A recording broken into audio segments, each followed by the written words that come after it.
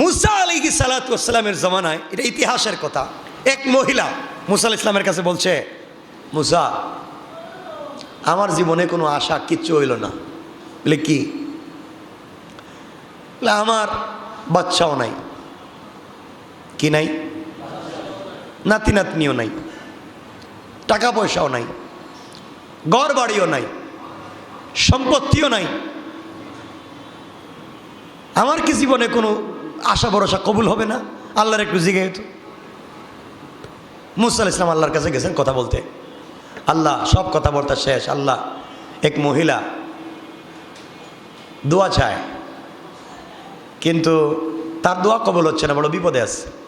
আল্লাহ বলেন, যাও মহিলারে বইল তার একটা দোয়া কবুল করব। কয়টা? বৃদ্ধ মহিলার কাছে এসে বলছেন, মা, আল্লাহ আমার জানাই দিয়েছে তোমার একটা দোয়া কবুল হবে। কয়টা? মহিলা চিন্তা করলো, কোনটা দোয়া কবুল হবে? বুড়া হয়ে গেছে, বাঁচব না বেশি দিন, একটা দোয়া কবুল হবে। আল্লাহর কাছে যদি আল্লাহ হায়াত বাড়াইয়া দাও, আর যদি টাকা পয়সা দেয় না, অসুস্থ রাখে, তাহলে হায়াত দিয়া তোর বিপদ। বিপদ না? হায়াত পাইলাম, টাকা নাই, পয়সা নাই, খাওয়ার নাই, তাহলে তো বিপদ। আল্লাহর কাছে বললাম, আল্লাহ সম্পদ দেও, কিন্তু কঠিন সম্পদ দিল, কিন্তু বাচ্চা কাচ্চা দিল না, তাহলে সম্পদ তো মানুষ মাইরা লইয়া যাইব। কথা বলেন নাই? তো মহিলা চিন্তায় পড়ছে, কোনটা কইতাম? আল্লাহ টাকা দেও, না হায়াত দেও, না বাড়িঘর দেও, না বাচ্চা কাচ্চা দেও? কোন দোয়া? মহাবিপদ। দোয়া তো একটা কবুল হবে, তার চাহিদার তো কম নাই। মহিলা বলতেছে হাত উঠে, আল্লাহ তুমি আমাকে একটা দোয়া কবুল হবে বলছো, আমি একটা দোয়াই করলাম। আল্লাহ তুমি আমাকে আমার পঞ্চম ছেলের ঘরের, ষষ্ঠ নাতির ঘরের দ্বিতীয় পত্নীর হাতে সোনার থালে আমারে তুমি পানি পান করাবার তৌফিক দিও। সুবহানাল্লাহ বললেন না? এমন কাম সারা দিছে দোয়া কইরা।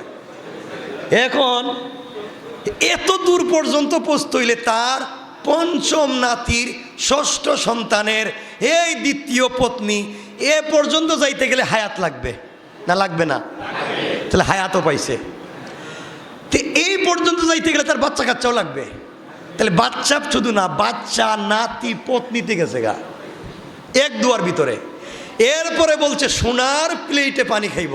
তাহলে গরিব না টাকাও? সুবহানাল্লাহ বললেন না? মুসা বলেন, আল্লাহ বলেন, ও মুসা দেখছো নি কত চালাক, দোয়া করছে একটা, ঢুকাইয়া দিছে সব। সুবহানাল্লাহ বলেন না? তাহলে আপনিও তো এভাবে দোয়া করে এক দোয়া সব দিতে পারেন ইনশাআল্লাহ। তাহলে তো আপনারা এখন চালাক হইয়া গেলেন, তাহলে না জানি কি দোয়া করবেন। একজন বুজুর্গ, আল্লাহর ওলি, অরিজিনাল বুজুর্গ, আমানতের খেয়ানত করেন না, চুরি করেন না, ডাকাতি করেন না, হারাম কাজ করেন না, আসলেই বুজুর্গ। তিনি খানকায় মানুষের ভিড়ে আল্লাহর ইবাদত করতে পারেন না, বন্দেগী জিকির আজকার করতে পারেন না ঠিক মতো। শেষ পর্যন্ত সিদ্ধান্ত নিলেন পাহাড়ের ভিতরে একটা গুহায় তিনি আল্লাহর ইবাদত করবেন। এই চিন্তা করে তিনি পাহাড়ের গুহার সন্ধান করতে লাগলেন। কথাগুলো দিল দিয়ে শুনেন, আমরা লম্বা কথা বলবো না। একটা গুহা তিনি আবিষ্কার করলেন, গুহা পেয়ে গেলেন। এই গুহায় তিনি ইবাদত করতে লাগবেন, গুহায় ঢুকবেন। তিনি যখন গুহায় প্রবেশ করলেন, তিনি বললেন, আমি যখন গুহায় যাব তখন তোমরা গুহার মুখে একটা বিশাল পাথর দিয়া গুহার মুখকে বন্ধ করে দিও, কেউ যেন আমাকে ডিস্টার্ব না করে। আমি আর আল্লাহ একা একা, আমি আল্লাহর ইবাদত করব, দুনিয়ার কোনো জিনিস যেন আমাকে ডিস্টার্ব না করে। এই জন্যে তিনি গুহার ভিতর প্রবেশ করলেন। গুহার পাশেই বিশাল বড় একটা পাথরের খণ্ড ছিল। তিনি বললেন, আমি গুহার ভিতরে গেলে এই পাথরটা আমার গুহার মুখে লাগিয়ে দিবে। তিনি গুহায় প্রবেশ করলেন, মুরিদের দেখলো বিশাল পাথর, মানুষের মতো লম্বা। এটা টান দিতে হলে 2-4টা হাতি লাগবে। তারা গড়াইয়া গড়াইয়া গুহার মুখে ফেলে দিয়েছে। গুহার মুখ বন্ধ হয়ে গিয়েছে। তিনি নিজের মনের মতো, কেউ তাকে ডিস্টার্ব করছে না, একা একা এখানে মনের মতো ইবাদত করতেছেন, জিকির করতেছেন, তাসবিহ পড়তেছেন, আল্লাহর ইবাদত করতেছেন। বুজুর্গ এবার করতে করতে অবিরাম চলে গিয়েছে প্রায় 40 দিন। কতদিন? কোথায়?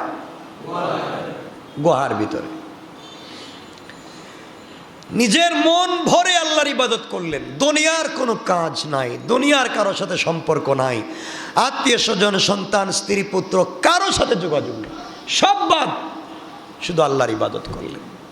করতে করতে 40 দিন পরে মন ভরে যখন বের হবেন, তখন দেখেন পাথর চাপা দেওয়া, হাত লাগালে নড়ে না। তিনি 2 রাকাত নামাজ পড়লেন, ইস্তেগফার করলেন, আর দেহের উপরে আল্লাহর ইবাদত করতে করতে রুহের শক্তি বেড়ে গিয়েছে। কারণ আগেই বলেছি, জিকির করলে, ইবাদত করলে রুহ তাজা হয়, রুহ শক্তিশালী হয় এবং দেহের উপরে রুহের প্রভাব পড়ে। তিনি যখন হাত দিয়ে সজোরে ধাক্কা দিলেন, 2-4 হাতি যেটা ধাক্কা দিয়ে সরাতে পারত না, তার হাতের ধাক্কায় পাথরটা সরে গেল। সুবহানাল্লাহ পড়েন। তিনি রোজা রাখছিলেন। এখানে বোঝাতে চাইলাম, আল্লাহর ইবাদত করলে, জিকির করলে, রোজা রাখলে দেহের উপরে রুহের প্রভাব পড়ে। এইভাবেই আমরা রোজার মাধ্যমে রুহকে শক্তিশালী করতে পারি। আর রুহ যদি শক্তিশালী হয়ে যায়, আল্লাহর ইবাদতে মন বসবে। আল্লাহর ইবাদতে যদি মন বসে যায়, আমাদের জন্য আল্লাহ জান্নাত ওয়াজিব করে দেবেন। রমজানুল মুবারক চলছে। আমরা যদি ঠিকমতো আল্লাহর ইবাদত করতে পারি, রমজানের রোজা রাখতে পারি, তে আল্লাহ বলেছেন যারা রমজানের রোজা রাখবে তাদেরকে তিনি পুরস্কার দিবেন 5টা কমপক্ষে। কয়টা? عن أبي هريرة رضي الله تعالى عنه قال قال رسول الله صلى الله عليه وسلم أوتيت أمتي 5 خصال في رمضان। রমজান মাসে রাসূল সাল্লাল্লাহু আলাইহি ওয়াসাল্লাম ইরশাদ করেন, আমার উম্মতকে এমন 5টি জিনিস দেওয়া হয় যা পূর্ববর্তী কোনো উম্মতকে আল্লাহ পাক দেন নাই। সুবহানাল্লাহ। আর একটু জোরে পড়েন। লাম তুতাহুন্না উম্মাতুন ক্বাবলাহুম খুলুফু ফামিস সাইমি আতয়াবু ইনদাল্লাহি মির রিহিল মিসকি। 1 নাম্বার, রোজাদারের মুখের ঘ্রাণ আল্লাহর কাছে মিশকে আম্বরের চাইতেও বেশি সুগন্ধি। সুবহানাল্লাহ, জোরে বলেন। রোজাদারের মুখের ঘ্রাণ আল্লাহর কাছে জান্নাতের মিশকে আম্বরের চাইতে আরো বেশি দামি, আরো বেশি ঘ্রাণ। সুবহানাল্লাহ বলেন। এর অর্থ হলো, আপনার মুখের ভিতরে মুখ দাঁত ব্রাশ করেন নাই, দাঁতের মধ্যে ময়লা লেগে আছে, খাবার লেগে আছে, এই জন্যে যে মুখে দুর্গন্ধ হয় এটা নয়, বরং পেট খালি থাকবার কারণে, পেটের ভিতর থেকে খালি পেট হওয়ার কারণে যেই ঘ্রাণ তৈরি হয় বা গন্ধ তৈরি হয়, আল্লাহর কাছে রোজা রাখবার কারণে, পেট খালি থাকবার কারণে পেট দিয়া মুখে যে ঘ্রাণ আসে, আল্লাহর কাছে এটা মিশকে আম্বরের চাইতে আরো দাম। পড়েন সুবহানাল্লাহ। কারো মুখের ঘ্রাণ যদি আল্লাহর কাছে মিশকে আম্বরের চাইতে দামি হয়ে যায়, আল্লাহ পাক এই মুখকে জাহান্নামে দিবেন না। আর মুখকে যদি জাহান্নামে না দেন, তাইলে কি মুখ কেটে জান্নাতে দিবেন, বাকিগুলা জাহান্নামে দিবেন? এর অর্থ হলো আল্লাহ এই মুখের ঘ্রাণের উসিলায় পুরা বডিটাকে জান্নাত দিয়ে দিবেন। আরো জোরে বলেন না সুবহানাল্লাহ। এক নাম্বার। দুই নাম্বার, রাসূল পাক সাল্লাল্লাহু আলাইহি ওয়াসাল্লাম বলেছেন, ওয়ায়াস্তাগফিরু লাহুমুল হিতান হাত্তা ইফতিরু। দুই নাম্বার হলো রোজাদারের জন্য সমুদ্রের মাছ ইফতার পর্যন্ত আল্লাহর কাছে নাজাতের দোয়া করে। যিনি রোজা রাখবেন, এই রোজাদারের জন্য সমুদ্রের মাছ পর্যন্ত, গর্তের পিপিলিকা পর্যন্ত আল্লাহর কাছে যতক্ষণ পর্যন্ত তিনি ইফতার না করবেন, রোজা থাকবেন, ততক্ষণ পর্যন্ত আল্লাহর কাছে দোয়া করতে থাকে। সুবহানাল্লাহ। আর সমুদ্রের নিরীহ প্রাণী মাছ আল্লাহর কাছে যখন রোজাদারের জন্য দোয়া করে, নবীজি বলেছেন আল্লাহ তাআলা এই দোয়াকে ফিরাইয়া দেন না, বরং কবুল করে রোজাদারকে সাথে সাথে কমপ্লিট মাফির ঘোষণা দিয়ে দেন। তিন নম্বর,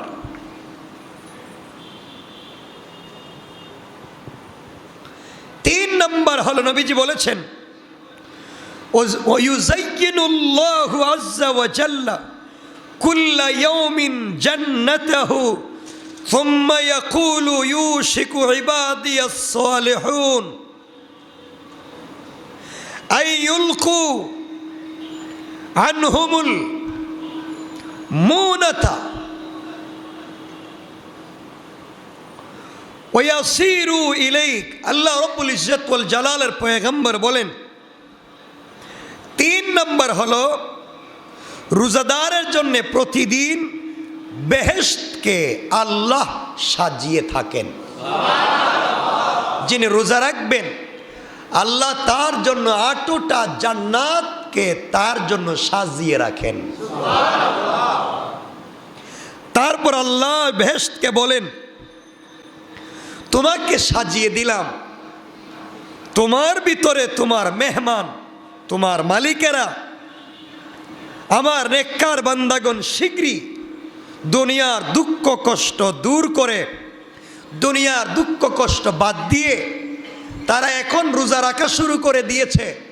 কষ্ট করে মেহনত করে, খাবার থাকবার পরেও, দামি দামি খাবার আছে, সব থাকবার পরেও আমার বান্দা না খেয়ে কষ্ট করে যখন রোজা রাখা শুরু করে দিয়েছে, আমি আল্লাহ তার জন্য জান্নাত সাজিয়ে দিলাম। 8টা জান্নাত খুলে ডিজাইন করে সাজিয়ে দিলাম, অতি তাড়াতাড়ি আমার জান্নাতে আমার বান্দা প্রবেশ করবে।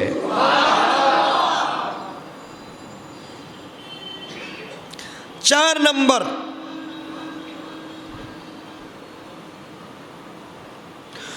ওয়াতুসফাদু ফীহি মারদাতুশ শায়াতিন। 4 নম্বর হলো আল্লাহর বান্দা যেন নির্বিঘ্নে আল্লাহর ইবাদত করতে পারে, রোজার ভিতরে যেন কেউ ধোঁকা দিতে না পারে, জিকিরে তাসবিহে তারাবিহে আল্লাহর ইবাদতে কেউ যেন ধোঁকা দিতে না পারে। এই জন্য আল্লাহ রমজান মাসে উচ্ছৃঙ্খল শয়তানকে শিকল দিয়া বেঁধে রাখেন। সুবহানাল্লাহ বলেন না। ফলে শয়তান তাকে গুনাহ করাতে পারে না। আপনারা বলবেন রমজানে তো আরো বেশি গুনাহ করে। আগে মারামারি করতো না, রমজানে মারামারি করে। আগে 2 নম্বরই করতো না ব্যবসায়, রমজানে আরো বেশি করে। আগে ঘি দিয়া জিলাপি বানাইতো, রমজান আসার পরেও চিনির রস দিয়ে বানায়, মানে 2 নম্বরটা বাড়াই দিচ্ছে। তো আপনি বলবেন শয়তান রে বাধার পরে এগুলো করলো কেন? এই যে আমাদের ভিতরে যে আরেকটা শয়তান আছে, নফস। নাম কি? নফস। এই শয়তান আমাদেরকে ধোঁকা দেয়। বাহিরের শয়তান তো বন্ধ, ভিতরেরটা তো বন্ধ না। এই ভিতরের নফস শয়তানটাকে যদি হেফাজত করতে হয়, তার থেকে নিজেকে বাঁচাতে হয়, বেশি বেশি করে ইস্তেগফার করতে হবে, বেশি বেশি করে দুরূদ পড়তে হবে, বেশি বেশি করে আল্লাহর কাছে বা আল্লাহর ইবাদত করতে হবে ইনশাআল্লাহ। 5 নম্বর। কয়টা বললাম? বলেন না। 5 নম্বর পুরস্কার, যারা জান্নাতি বান্দা হবে তাদের 5 নম্বর পুরস্কার আল্লাহ বলছেন, ওয়ায়ুগফারু লাহুম ফি আখিরি লাইলি কিলা ইয়া রাসূলুল্লাহ আহিয়া লাইলাতুল কদর ক্বালা লা ওয়ালাকিন্নাল আমিলা ইন্নামা ইউওয়াফা আজরুহু ইযা কাযা আমালা। 5 নম্বর পুরস্কার হলো রমজানের শেষ রাতে যারা রোজা রাখবে 30 দিন কমপ্লিট, 1 মাস, রমজানের শেষ রাত আল্লাহ তাআলা সকল রোজাদারের গোটা জিন্দেগির গুনাহ মাফ করে এইমাত্র যেই বাচ্চা জন্ম নিয়েছে মাসুম, এভাবে মাসুম বেগুনা বানাইয়া দেন। সাহাবায়ে কেরাম জিজ্ঞাসা করলেন, ইয়া রাসূলুল্লাহ আহিয়া লাইলাতুল কদর, এ রাত কি লাইলাতুল কদর? নবীজি বললেন না, লাইলাতুল কদর তো 21 তারিখ হইতে পারে, 23 তারিখ হইতে পারে, 25 তারিখ হইতে পারে। নবীজি বললেন না, এটা হলো শেষ রাত। কোন রাত? 29 অথবা 30, শেষ রাত। আল্লাহ বুঝাতে চাইলেন ওই রাত যে একজন কর্মচারী পুরা মাস কাজ করার পরে মাসের শেষ দিন যেভাবে বেতন পায়, ঠিক আমার বান্দা যখন পুরা মাস রোজা রাখবে তখন শেষ রাত যেদিন আসবে আমিও তাকে পুরা মাসে যা করেছে তা বাড়াইয়া 7 গুণ না 70,000 গুণ বাড়াইয়া, 1000 মাসের ইবাদত বাড়াইয়া আমি আল্লাহ তার জিন্দগির গুনাহ মাফ করে আরো 100 বছর পরিমাণ সওয়াব তার আমলনামায় লিখে দেই।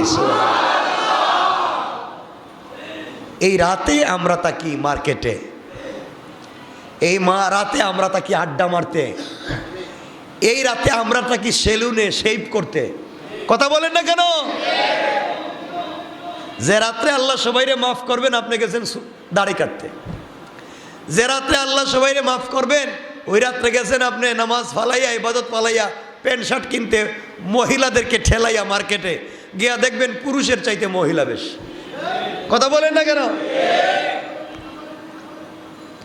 আল্লাহ বলেন এটা কেমন গোলাম, যেদিন আমি পুরস্কার দিব এদিন হে নাই। এজন্যে আল্লাহ খুব সুন্দর করে বুঝাতে চাইলেন, বান্দা তুমি মনে করতে পারো লাইলাতুল কদর তো আমি পাইয়া গেলাম 27 তারিখ, পাইয়া গেলাম 25 তারিখ, পাইয়া গেলাম 23 তারিখ, পেয়ে গেলাম 21 তারিখ, পেয়ে গেলাম 29 তারিখ। আল্লাহ বলছেন না, ওটা শেষ রাত। এখন 30 হতে পারে, 29 হতে পারে, শেষ রাত। আল্লাহ বলছেন রোজাদারের 5 নম্বর পুরস্কার হলো ওয়ায়ুগফারু লাহুম ফি আখিরি লাইলিহি, শেষ রাত্রে। সাহাবায়ে কেরাম বলছেন কিলা ইয়া রাসূলুল্লাহ আহিয়া লাইলাতুল কদর, এটা কি লাইলাতুল কদর? নবীজি বলেন কালা লা, এটা লাইলাতুল কদর না, এটা রমজানের শেষ রাত। আমার বান্দা সারা মাস রোজা রাখবে আর শেষ রাতে কমপ্লিট মাফ করে 1000 মাস 100 বছরের সওয়াব তার আমলনামায় দিয়া জান্নাতের ফয়সালা করে, জান্নাতের 8টা দরওয়াজা খুলে দিয়া আমি আল্লাহ তাকে মাফ করে দেই।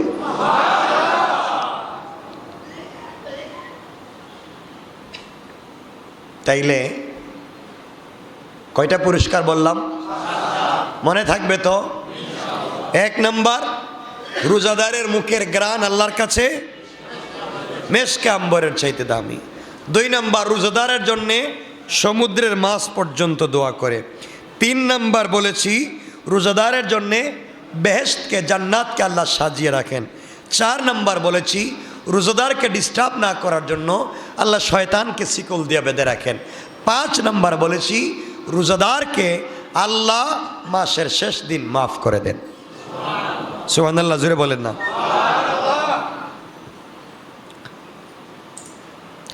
আল্লাহ বুঝাতে চাইলেন, কোন দামি মেহমান আসলে আপনার বাড়িতে নতুন, আপনি ঘর গুছান, ঘর সাজান, সুন্দর করে ঘর মুছে পরিষ্কার করেন না? করেন না? করেন না? ভালো ভালো খাবারের ব্যবস্থা করেন।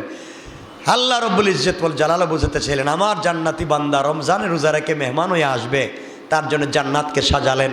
এবং আল্লাহ বলেন, যেদিন তার রোজা কবুল, ওই দিন থেকে জান্নাতে তার জন্য খাবার তৈরি করা হয়। সুবহানাল্লাহ বলেন না। শয়তান সবাইকে ধোঁকা দিতে পারে। সূরা সাদ 38 নম্বর সূরা 82 এবং 83 নম্বর আয়াতে আল্লাহ বলছেন, শয়তান সবাইকে ধোঁকা দিতে পারে, কিন্তু আল্লাহর নৈকট্যশীল বান্দা যারা, আল্লাহর ইবাদত যারা করে, এদেরকে শয়তান ধোঁকা দিতে পারে না। শয়তানকে বলছে, কালা ফাবিইজ্জাতিকা লাউগওয়িয়ান্নাহুম আজমাইন ইল্লা ইবাদাকা মিনহুমুল মুখলাসিন। শয়তান বলছে, আল্লাহ আমার ক্ষমতা, আল্লাহ আপনার ক্ষমতার কসম, আমি তাদের সকলকেই গুমরাহ করব, পৃথিবীর সব মানুষকে গুমরাহ করব, শুধুমাত্র আপনার নৈকট্যশীল বান্দা যারা আপনার কাছাকাছি যারা থাকে, আমি তাদেরকে গুমরাহ করতে পারবো না। তাহলে বুঝতে পারলাম শয়তানের ক্ষমতা সীমিত। শয়তানের ক্ষমতা সবাইকে ধোঁকা দিতে, বলেন পারবে? পারবে? তাহলে যারা ধোঁকা দিবে, বোঝা গেল সে আল্লাহর নৈকট্যশীল বান্দা না। আর যাকে ধোঁকা দিতে পারবে না, বোঝা যাবে সে আল্লাহর কাছাকাছি পৌঁছে গেছে। পড়েন সুবহানাল্লাহ। তাহলে রোজা রাখার ফলে রমজানের আলাদা একটা পুরস্কার। রমজানের শেষ দিন, বলেন না, শেষ দিন রাত্রে মাফ, শেষ রাত্রে আমরা মাফ পেতে চাই কি চাই না? সবাই বলেন, হাত উঠে বলেন, সবাই বলেন আল্লাহ, আরো জোরে বলেন আল্লাহ। আমাদের সবাইকে রমজানের শেষ রাত মাফ করে দিও, মাফ করে দিও, জোরে বলেন আমিন। আমাদের বিশ্বাস আল্লাহ মাফ করবেন, কারণ এই যে আমরা বললাম, আমরা রোজা রাখছি না রাখি নাই? আল্লাহর কথা যদি সত্য হয়, আমার রসুলের কথা যদি সত্য হয়, নবীজি বলেছেন 3 দল মানুষের দোয়া আল্লাহ ফিরাইয়া দেন না, এর এক দল রোজাদার। এই কথা যদি সত্য হয়, তাহলে আমাদের দোয়া কবুল হবে ইনশাআল্লাহ। বলেন, আল্লাহর কাছে বলছি, আল্লাহ আমাদেরকে মাফ করে দাও, জুড়ে বলেন আমিন। ইয়া আল্লাহ আমাদেরকে হেফাজত করো, জুড়ে বলেন আমিন। আমাদের হায়াতে বরকত দাও, বলেন আমিন। আমাদের রিজিকে বরকত দাও, বলেন আমিন। আমাদের বডিকে তোমার কুদরত দিয়া সুস্থ রাখো, বলেন আমিন। দুনিয়ার জমিনে বেইজ্জত কইরো না, বলেন আমিন। ইয়া আল্লাহ আসমানি জমিনি মুসিবত থেকে বাঁচাও, বলেন আমিন। সমস্ত পরিশানি থেকে বাঁচাও, বলেন আমিন। দুনিয়ার জমিনে তুমি খুশি হও, বলেন আমিন। যা করলে তুমি সন্তুষ্ট হও, কর্তার তৌফিক দাও, বলেন আমিন। কারণ আল্লাহ রসুল বলেছেন, রোজাদারের দোয়া আল্লাহ ফিরাইয়া দেয়। দেখেন, নবীজি বলেছেন, সালাসাতুল্লাহ তুরাদ্দু দাওয়াতুহু। নবীজি বলেছেন 3 প্রকার লোকের দোয়া আল্লাহ তাআলা কোনোদিন ফিরাইয়া দেন না। মুসনাদে আহমদের হাদিস। 1 নম্বর, আস-সাইমু হাত্তা ইফতির। রোজাদার যতক্ষণ না পর্যন্ত সে ইফতার করছে, ইফতারের পরে না আগে। আল্লাহ রসুল বলছেন দোয়া কবুল হবে ইফতারের পরে না আগে। এখন ইফতারের পর না আগ, কথা বলেন, দোয়া কবুল হবে না। আমরা সংক্ষেপ করে শেষ করে দেব। আজকে আমরা দোয়া করব দিল খুলে। আমরা রোজাদার, এতগুলা মানুষ বসছি, আশা করি প্রথম দিন জুমাবার দিন, আজকে প্রথম দিন। রসুলও বলেছেন রোজাদারের দোয়া কবুল করেন যতক্ষণ না সে ইফতার করে। আমরা এখনো ইফতার করি নাই, আমাদের দিলে বিশ্বাস থাকবে আল্লাহ আমাদের দোয়া কবুল করবেনই ইনশাআল্লাহ। দোয়া করব আজকে আল্লাহর কাছে, আল্লাহ যেন রহমত, বরকত, মাগফিরাত, নাজাত যা তিনি রসুলকে দিয়েছেন, যা তিনি সাহাবায়ে কেরামকে দিয়েছেন, আল্লাহ যেন আমাদেরকে দেন। আমাদের দোয়া যেন কবুল করেন। আমাদের সকল বালা মুসিবত থেকে যেন আমাদেরকে বাঁচান। 2 নম্বর, ওয়াল ইমামুল আদিল, এবং ন্যায়পরায়ণ বিচারক। যিনি ন্যায় বিচার করেন, যিনি ন্যায় ইনসাফ কায়েম করেন, আল্লাহ তার দোয়া কবুল করবেন। ঘুষ খাইয়া বিচার না, টাকা খাইয়া বিচার না। আজকালকে তো একটা টাকা খাইয়া বিচারের অভাব নাই। কথা বলেন না কেন? আজকে বিচার করতে গিয়ে বুয়া সাক্ষীর অভাব নাই। মানুষ বুয়া সাক্ষী দেয় না, দেয় না? মিথ্যা সাক্ষী দেয় না? গ্রামগঞ্জে দেখবেন কিছু গ্রামের মুরব্বী আছে, গ্রামের সালিশ বিচারী আছে, এরা টাকা না দিলে বিচারের রায় দেয় না। আর যদি টাকা দিতে পারেন, আপনি যত খারাপ হন আপনার পক্ষেই রায় দিবে। আছে না নাই? এই রমজান মাসে আল্লাহর কাছে বলছি, রোজা রাইকে, আল্লাহ এই শয়তানদেরকে তুমি হিদায়াত দাও। জোরে বলেন আমিন। আর হেদায়েত যদি না থাকে, আবুল আহাবের মতো পচাইয়া, আবু জাহালের মতো বেইজ্জত কইরা, নমরুদ ফেরাউনের মতো তুমি ধ্বংস করো। সবাই জোরে আওয়াজ করে বলেন আমিন। অনেক লোক আছে গ্রামে অসহায় গরিবের কাছ থেকে টাকা নিয়ে বিচার করে, ধনীর পক্ষে রায় দিয়া দেয়। ধনীর রাস্তা বাইর করার জন্য গরিবের বাড়ির জায়গা পর্যন্ত নিয়ে আনে। কথা বলেন না কেন? গরিবের জায়গা জমি নিজের নামে বুয়া জাল দলিল করে ফেলে, গরিবের সম্পত্তি নিজের নামে নামজারি প্রিন্ট করে ফেলে। আপনি একজন গ্রামের মুরব্বীকে বিশ্বাস করে টাকা দিয়ে বলছেন, বাবা আপনারে বিশ্বাস করি, আপনি এলাকার বড় মুরব্বী, আপনি টাকাটা নিয়ে আমার ওই জায়গাটা দলিল করে দেন।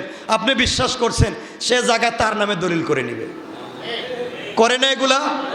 তার নামে জায়গা দলিল করে নিবে। আপনারে বুয়া একটা দলিল দিয়ে দিবে, বুয়া দলিল বানাইয়া দিবে, 2 নম্বর দলিল বানাইয়া দিবে, তার নামে দলিল করে নিবে। আপনি তার কাছে টাকা আমানত রাখবেন, সে টাকা খাইয়া উল্টা আপনার কাছে বিচার ফালাইয়া দিবে যে আপনি তার টাকা নিছেন। করে না এগুলা? এলাকা চান্দাবাজি করবে। আপনি একটা ঘর বানাইতেছেন, এখানে চান্দাবাজি করবে। আপনি একটা রাস্তা নিতেছেন, ওখানে চান্দাবাজি করবে। আপনি একটা জায়গা কিনতে যাচ্ছেন, ওখানে চান্দাবাজি করবে। আপনি জায়গায় মাটি ফালাইবেন, ওখানে চান্দাবাজি করবে। আপনি কনস্ট্রাকশনের কাজ করবেন, ওখানে চান্দাবাজি করে। না ইলে বিপদে ফালাইয়া বিভিন্নভাবে কৌশলে আপনাকে দুর্বল করতে চাইবে, আপনার ভিতরে ভয় ঢুকাইতে চাইবে। নাইলে এলাকার বদমাইশ, চান্দাবাজ, খারাপ মানুষ যারা ফেন্সিডিল ইয়াবার ব্যবসা করে, যারা মাদকের সাথে জড়িত, ওই সমস্তদেরকে আপনার পিছনে লাগাইয়া দিবে। রাস্তাঘাটে আপনাকে গালি দেওয়ার জন্য, আপনাকে বেইজ্জত করার জন্য, আপনাকে খারাপ করার জন্য আপনি বয়ে যেন তারা টাকা দিয়া দেন, আপনি যেন তার কাছে দুর্বল থাকেন, আপনি যেন তার উপরে চোখ রাঙ্গাইয়া কথা না বলতে পারেন। সবসময় যেন বিপদে পড়লে তার বাড়িতেই যান, তারাই বস বস বলেন, তার কাছেই টাকা দেন। এগুলো নাই? বলেন নাই? আল্লাহর কাছে বলছি, রমজান মাসে রোজা রেখে আল্লাহ হেদায়েত থাকলে হেদায়েত দাও, হেদায়েত না থাকলে সমূলে তুমি নমরুদের মতো ধ্বংস করো। জোরে বলেন আমিন, আরো জোরে বলেন আমিন। এই লোকগুলা নাই? কত গরিবরে কান্দাচ্ছে, কত গরিবের চোখের পানি মুছতেছে না। আর যদি আপনি তার কথা না শোনেন, তাহলে আপনারা বেইজ্জত করবার জন্য কৌশল করবে। কোন জায়গায় আপনারা বেইজ্জত করা যায়, কোন জায়গায় আপনার ইজ্জত নষ্ট করা যায়, আপনারা পিছনে লুক লাগাই দিবে, রাস্তাঘাটের জন্য আপনারা তুই তুকারি করে বেইজ্জত করে ফেলে। আছে না এগুলা? আছে, অভাব নাই।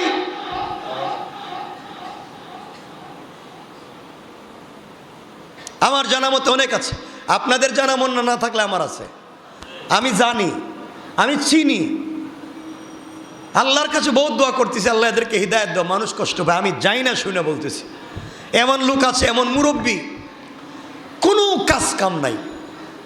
দেখবেন ভালো লুঙ্গি পরছে, সাদা লুঙ্গি, সাদা শার্ট, ভালো দামি সিগারেট টানতেছে। টাকা পাইল কই? কই? ওই 2 জন দিয়ে মাইল লাগাই রাখছে, গ্রামে 2 জন দিয়ে মাইল লাগাইছে, লাগে এর কাছ থেকে 500 লইতেছে, এর কাছ থেকে 500 লইতেছে। এরা সকালে বুদ্ধি দিতেছে, এরা রাত্রে বুদ্ধি দিতেছে। কথা বলেন না কেন? আছে না নাই? এগুলা জায়গায় বেজাল লাগাই রাইকা দিছে। এখন সমাধান একমাত্র তার কাছে, হের কাছে গেলে সমাধান, মানে তারা টাকা দাও। আসেনি এগুলা? আছে এগুলা। আমি এমনও জানি মাদ্রাসার জায়গা পর্যন্ত নিজের নামে দলিল করে ফেলাইছে, মসজিদের জায়গা নিজের নামে দলিল করে ফেলাইছে। আরেকজন ইজ্জত করে তার কাছে টাকা দিচ্ছে, হে তার নামে জায়গা কিনে ফেলছে, এবং জায়গা কিনছে তো কিনছে তার নামে টাকা দিয়া, আবার উল্টা খবর পাঠাইছে গিয়া বল আমারে 5 লাখ টাকা দিত, নাহলে বেইজ্জত করে ফেলাই। আমার জানা মতে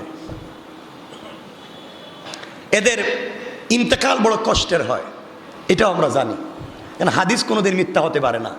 এদের ইন্তেকাল বড় কষ্টের হয়, বড় বেইজ্জত এদের ইন্তেকাল হয়। আর এদের সন্তান একটা ভালো মানুষ হয় না। এদের সন্তান, মা বাপ হয়তো সন্তানরে দিয়ে বেইজ্জত করাবে, দেখবেন ভদ্রতার সাথে এলাকায় বড় বড় বিচার করে বেড়ায়, বড় বড় রাগ ডাক্তার, পাবলিককে ঠকাইয়া খাইছে। দেখবেন আল্লাহ এমন কাজ করছে, তার ছেলে রাস্তার থেকে এক মেয়েরে ভাগাইয়া নিয়ে গিয়ে পুরো ইজ্জত মাইরা দিচ্ছে। কথা বলেন না কেন? হয়তো তার ছেলে কাউরে নিয়ে গেছে, অথবা তার মেয়ে কারোর সাথে চলে গেছে। দেখবেন ইজ্জত একবারে শেষ, আর না হয় তার বউর কারণে, নাহলে ভাই বোনের কারণে, মানে একভাবে না একভাবে সে বেইজ্জত হবেই। আল্লাহ বলছেন আমি 3 গ্রুপ মানুষকে দুনিয়ায় বেইজ্জত করবই। 1 নম্বর যারা মা বাবার সঙ্গে খারাপ ব্যবহার করে, আমি ইন্তেকাল আগের বেইজ্জত করবই। 2 নম্বর যারা নিমক হারামি করে, এতিম অসহায় গরিবরে ঠকায়, আমি বেইজ্জত করবই। বিশ্বাস হয় না? হাজার হাজার ঘটনা আমার কাছে আছে, হাজার হাজার ঘটনা। এরা সিন্ডিকেট করে ফেলে এলাকায়, আপনি এটা করতে পারবেন না, এটা করতে পারবেন, এই জায়গা কিনতে পারবেন না, কিন্তু হলে তার কাছে যাওয়া, জায়গার মালিক অমুক বলতেছে বাবা আমি জায়গা বিক্রি করবো, ঠিক আছে, কিন্তু অমুকের কাছে আসো, মানে হের কাছে আগে যাও, ওর আগে কিছু মাল পানি দেও। আছে না এগুলা? কি অবস্থা দেখবেন। মাঝে মাঝে এরা আবার মসজিদের সভাপতিও হয়, মাদ্রাসার সেক্রেটারিও হয়, মসজিদের দায়িত্বশীল হয়। আমি আল্লাহ পাকের জাত ও সিফাতের নামে কসম করে বলি, এই সমস্ত মানুষের কাছে গরিবের টাকা আমানত না, এরা মসজিদ মাদ্রাসার টাকা আমানত রাখবে না। মসজিদ মাদ্রাসার কেসের টাকা দিয়া নিজেরা বাড়ি করে বানাবে, নিজের ছেলে মেয়েকে বিদেশ পাঠাবে, নিজেরা ব্যবসা করে খাবে, এরপরে বলবে মসজিদের কেসের টাকা নাই। ঠিক কিনা বলেন? এগুলা নাই? রমজানে দোয়া করি আল্লাহ হিদায়ত দেখ, হিদায়ত না থাকলে প্যারালাইসিস দিয়া, লান্স বাল্ব নষ্ট কইরা, বেইজ্জত কইরা হার্ট অ্যাটাক করে আমার আর দরকার নাই। হার্ট অ্যাটাক করলে তো হঠাৎ মরে যাইব, কষ্ট পাইতো না। নবীজি দোয়া করতেন আল্লাহ যেগুলো ইসলামের দুশ্মন এগুলোর হঠাৎ মাইরো না, এগুলো যেন কষ্ট পায়া পায়া মরে। এজন্য এই দোয়া করলাম না, আল্লাহ হার্ট অ্যাটাক করাইও না, হঠাৎ মরে যাইব, পরে কষ্ট পাইতো না। নবীজি দোয়া করতেন যেন আবুল আহাব কি কষ্ট পাই আমার জানেন? আবুল আহাব, তার চেহারার মতো সুন্দর কোনো মানুষ নাই। আবুল আহাব আগুনের শিকা, লালের বাপ, চিন্তা করতেছেন নি? তার বডি লাবণ্যময় ছিল, লালচে কালার, কি কালার, সূর্যের আলোর মতো। আল্লাহ তারে মারছেন বডি পচাইয়া, চামড়া পচাইয়া, মুখ থেকে পোকা বাইর কইরা, পুরা বডি পোকা কামড়ায় কামড়ায় খাইছে, আর তার সন্তানটা তারে জঙ্গলে ফেলাইয়া দিছে। চিন্তা করছেন?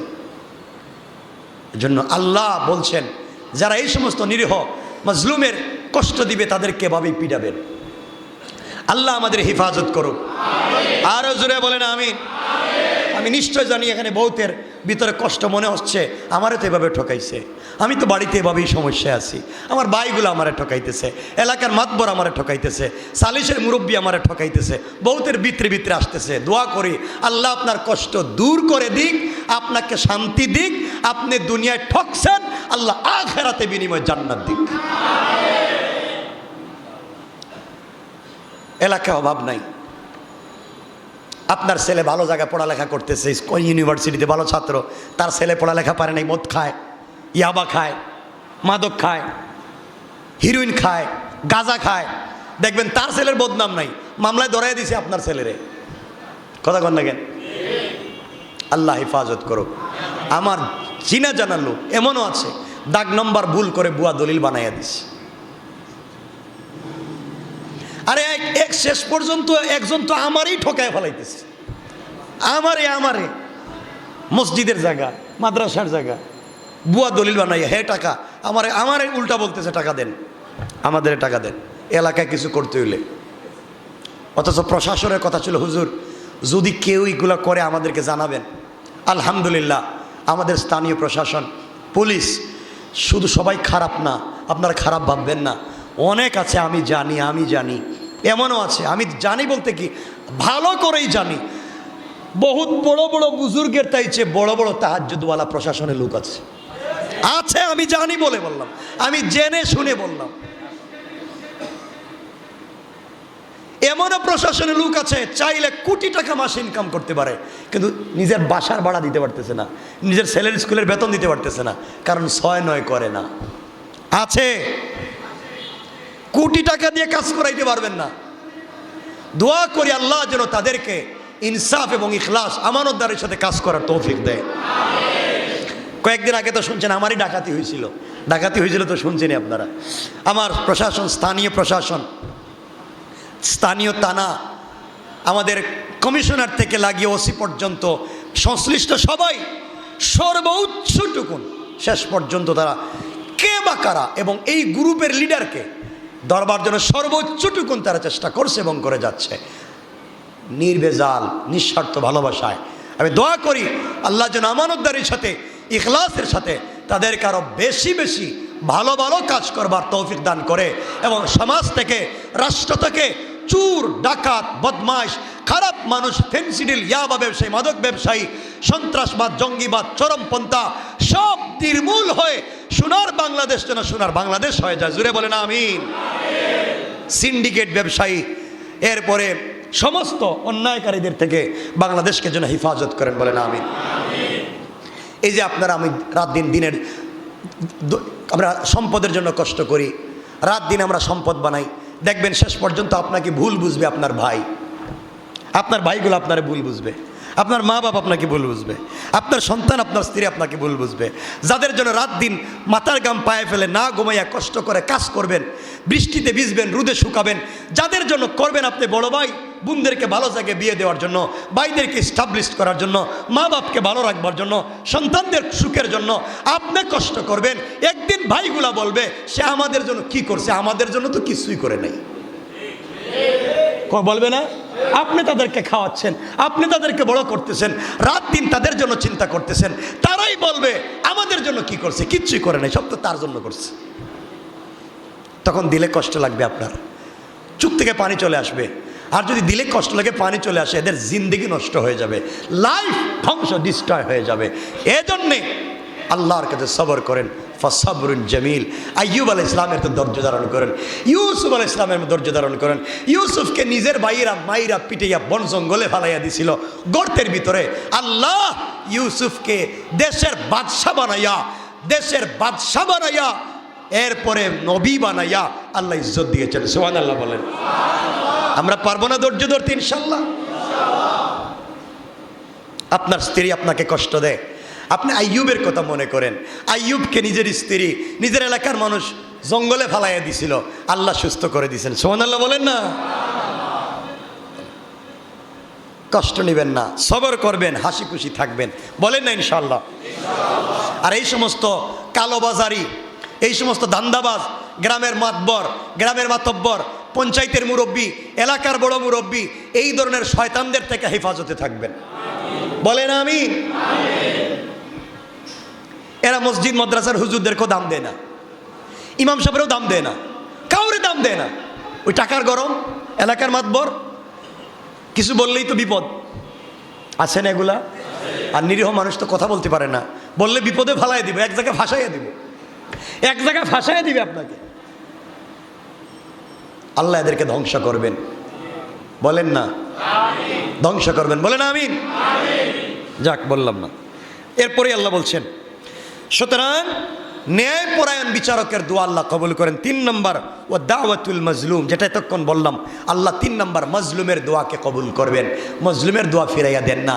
সুতরাং যারা কষ্ট দিবে তারা মজলুম, যারা কষ্ট পাবে তারা মজলুম, আর মজলুমের দোয়া আল্লাহ ফিরাইয়া দিবেন। আল্লাহ আমাদের হেফাজত করুক। দোয়া করবেন, আমার মসজিদের এক টুকরা জায়গা, আমার মাদ্রাসার এক টুকরা জায়গা, ওগুলো এখন সমাধান অনেকে চেষ্টা করে না। মানুষ একটু দামি জায়গা হয় যে এখানে মাদ্রাসা বানায় দিব, এখানে মসজিদ বানায় দিব, এগুলা করতে দিতাম না, কিছু লোক থাকে না, এগুলা যারা করতে চায় আল্লাহ যেন হেফাজত করে, জোরে বলেন আমিন।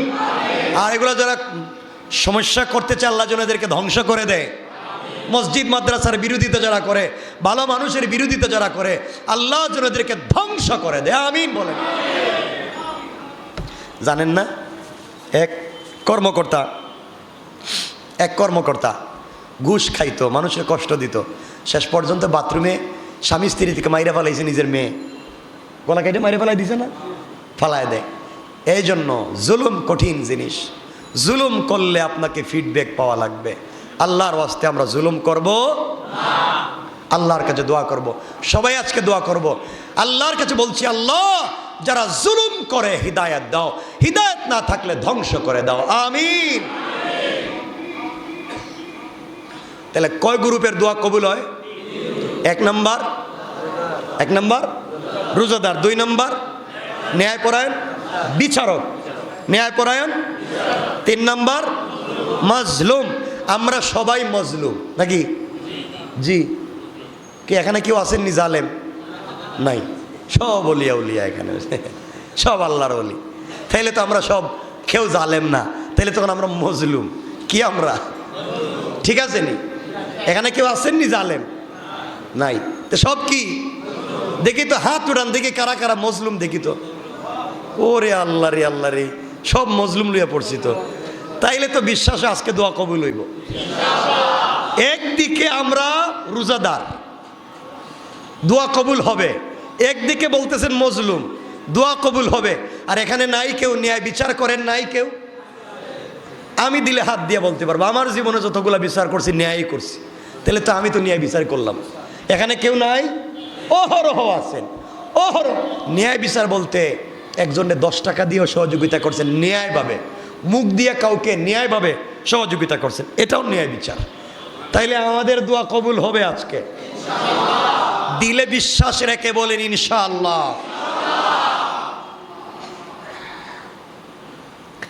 এখন তো অনেক হয়ে গেছে, টাইম লম্বা করতে চাই না। এখন দোয়া কবুল হবে 3 ভাবে। কয়ভাবে? এটা আগামী জুমায় রেখে দিই নাকি? হ্যাঁ, দেরি হয়ে যাইব তো। দোয়া কবুল হয় 3 ভাবে। কয়ভাবে? 3 ভাবে দোয়া কবুল হতে পারে। 1 নম্বর হলো,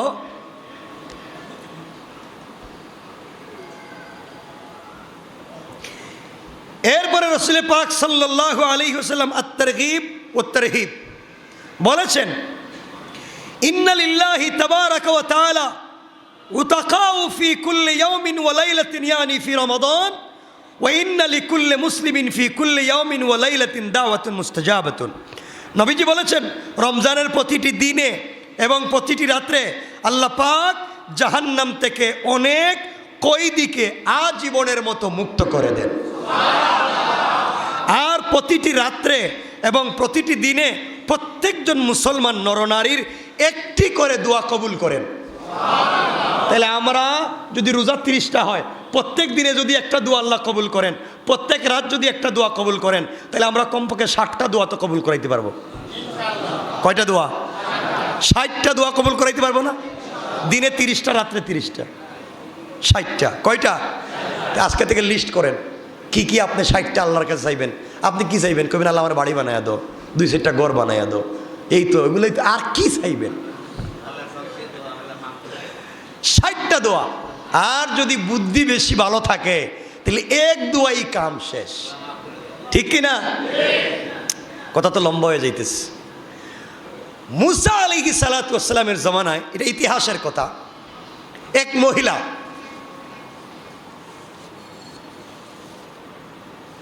মুসা আলাইহিস সালামের কাছে বলছে, মুসা আমার জীবনে কোনো আশা কিচ্ছু হইল না। বলে কি? বলে আমার বাচ্চাও নাই। কি নাই? নাতি নাতনিও নাই, টাকা পয়সাও নাই, ঘর বাড়িও নাই, সম্পত্তিও নাই। আমার কি জীবনে কোনো আশা ভরসা কবুল হবে না? আল্লাহর একটু জিজ্ঞেস তো। মুসা আলাইহিস সালাম আল্লাহর কাছে গেছেন কথা বলতে। আল্লাহ সব কথাবার্তা শেষ। আল্লাহ, এক মহিলা দোয়া চায়, কিন্তু তার দোয়া কবুল হচ্ছে না, বড় বিপদে আছে। আল্লাহ বলেন, যাও মহিলারে বইল তার একটা একটা দোয়া কবুল করব। কয়টা? বৃদ্ধ মহিলার কাছে এসে বলছেন, মা, আল্লাহ আমার জানাই দিয়েছে তোমার একটা দোয়া কবুল হবে। কয়টা? মহিলা চিন্তা করলো কোনটা দোয়া কবুল হবে, বুড়া হয়ে গেছে, বাঁচব না বেশি দিন, একটা দোয়া কবুল হবে। আল্লাহর কাছে যদি আল্লাহ হায়াত বাড়াইয়া দাও, আর যদি টাকা পয়সা দেয় না, অসুস্থ রাখে, তাহলে হায়াত দিয়া তোর বিপদ। বিপদ না? হায়াত পাইলাম, টাকা নাই, পয়সা নাই, খাওয়ার নাই, তাহলে তো বিপদ। আল্লাহর কাছে বললাম আল্লাহ সম্পদ দেও, কিন্তু কঠিন সম্পদ দিল, কিন্তু বাচ্চা কাচ্চা দিল না, তাহলে সম্পদ তো মানুষ মাইরা লইয়া যাইব। কথা বলেন নাই? মহিলা চিন্তায় পড়ছে, কোনটা কইতাম? আল্লাহ টাকা দেও, না হায়াত দেও, না বাড়িঘর দেও, না বাচ্চা কাচ্চা দেও, কোন দোয়া? মহাবিপদ। দোয়া তো একটা কবুল হবে, তার চাহিদার তো কম নাই। মহিলা বলতেছে হাত উঠে, আল্লাহ তুমি আমাকে একটা দোয়া কবুল হবে বলছো, আমি একটা দোয়াই করলাম। আল্লাহ তুমি আমাকে আমার পঞ্চম ছেলের ঘরের ষষ্ঠ নাতির ঘরের দ্বিতীয় পত্নীর হাতে সোনার থালে আমারে তুমি পানি পান করাবার তৌফিক দিও। সুবহানাল্লাহ বললেন না? এমন কাম সারা দিছে দোয়া কইরা। এখন এত দূর পর্যন্ত পৌঁছতে হইলে তার পঞ্চম নাতির ষষ্ঠ সন্তানের এই দ্বিতীয় পত্নী এ পর্যন্ত যাইতে গেলে হায়াত লাগবে না? লাগবে না? তাহলে হায়াতও পাইছে। তো এই পর্যন্ত যাইতে গেলে তার বাচ্চা কাচ্চাও লাগবে। তাহলে বাচ্চা শুধু না, বাচ্চা, নাতি, পত্নীতে গেছে গা এক দুয়ার ভিতরে। এরপরে বলছে সোনার প্লেটে পানি খাইব। তাহলে গরিব না টাকাও? সুবহানাল্লাহ বললেন না? মুসা বলেন, আল্লাহ বলেন, ও মুসা দেখছনি কত চালাক, দোয়া করছে একটা, ঢুকাইয়া দিছে সব। সুবহানাল্লাহ বলেন না? তাহলে আপনিও তো এভাবে দোয়া করে এক দোয়া সব দিতে পারেন ইনশাআল্লাহ। তাহলে তো আপনারা এখন চালাক হইয়া গেলেন, তাহলে না জানি কি দোয়া করবেন। এইভাবে দোয়া করতে পারি। এই মহিলা যেভাবে দোয়া করে সব আদায় করছে, আমরাও পারবো তো ইনশাআল্লাহ। দোয়া কবুল হয় তিন ভাবে। কয়ভাবে? 3:30 হয়েছে, দরকার নেই আজকে আর বেশি কষ্ট দিয়ে লাভ নাই তো আপনাদেরকে, থাক এখানে। হ্যাঁ, না না না, আচ্ছা শোনেন, আমরা বলি, আমরা আগামী তাফসির তো আছি, আমি আল্লাহ যদি বাঁচায় রাখে ইনশাল্লাহ, জুমাও আছে, আমরা আরও লম্বা এখানে রাখলাম যে দোয়া কবুল হয় তিন ভাবে। কেমনে কেমনে এটা আগামী সপ্তাহে আপনারা পুরো সপ্তাহ চিন্তা করবেন, দোয়া কেমনে কবুল হয়, কেমনে কবুল হয়, কেমনে কবুল হয়। আমরা আগামী সপ্তাহে তিনটা আমরা বলবো, কিন্তু 3 প্রকার মানুষের দোয়া কবুল হয় তো ইনশাআল্লাহ। এই জন্য আল্লাহ রাব্বুল ইজ্জত ওয়াল জালাল বললেন, গোলাম রে, ও গোলাম, এই দুনিয়ার জমিনে বান্দা, আমি ছাড়া তোমাকে দেখবার আর কেউ নাই, কেউ তোমাকে বিপদ থেকে মুক্ত করতে পারবে না বান্দা। এই দুনিয়ার জমিনে তোমাকে মানুষ আশা দিতে পারবে, কেউ তোমাকে বিপদ থেকে মুক্ত করতে পারবে না। দুনিয়ার মানুষ একবার যদি ভালো চায়, 100 বার তোমার মন্দ চাইবে, তোমাকে বিপদে ফেলবার চেষ্টা করবে বান্দা। আমি আল্লাহ রাব্বুল ইজ্জত ওয়াল জালাল তোমাকে মাফ করে তোমার ইজ্জত বাড়াইয়া দেওয়ার জন্যে, তোমার হায়াতে বরকত দেওয়ার জন্যে, তোমার রিজিকে বরকত দেওয়ার জন্যে, তোমার সম্মান বাড়াইয়া দেওয়ার জন্যে আমি আল্লাহ পাক রমজানুল মুবারক দিয়েছি। এই রমজান মাসে তুমি যদি রমজানের রোজা রেখে সারা রাত সারা দিন রোজা রেখে সারা রাত দাঁড়িয়ে দাঁড়িয়ে তারাবিহের নামাজ পড়ে, রাত্রবেলা তাহাজ্জুদের সালাত পড়ে, জিকির আজকার করে আমি আল্লাহর কাছে দোয়া করতে পারো বান্দা, আমি আল্লাহ কথা দিলাম আর সে আজিমে থাকবো না, সাথে সাথে তুমি যেখানে বসে দোয়া করবা ওই জায়গার ভিতরে আমি আল্লাহ পৌঁছে যেতে 1 মিনিটও দেরি হবে না। ও বান্দা, তুমি আমার কাছে দোয়া চাও, আমি তো ফেরাউনের দোয়া কেউ কবুল করেছি বান্দা, আমি তো নমরুদের দোয়া কেউ কবুল করেছি বান্দা,